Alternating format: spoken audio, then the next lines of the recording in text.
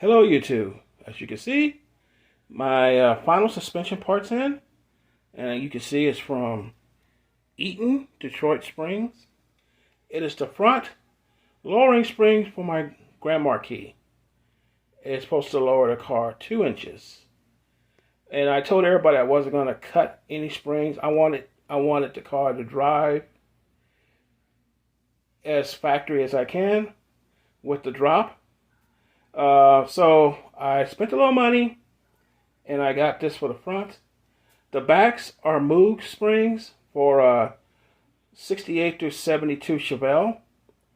They will fit on the Panther bodies, and that drops the back end 2 inches. The back springs cost me about 110 bucks. These ran me, with shipping, $354. So I spent maybe a total of a little over $460 for the springs to the front and the back. So let's take a look and see what they look like.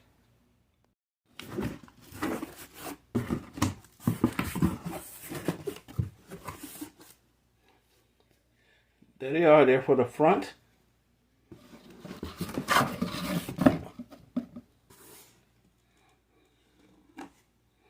Looks like in pretty good shape.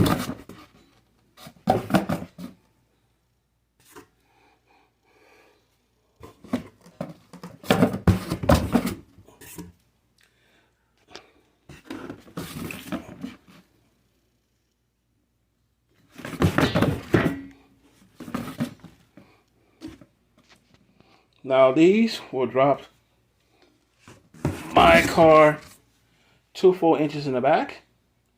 The Moog springs in the back will drop it the same amount of height. So I should have an even drop front and back. And without sacrificing ride quality, which happens when you cut springs. So you won't see that bouncy ride you see with a lot of people that have cut springs. The car bounces a lot, doesn't drive smooth.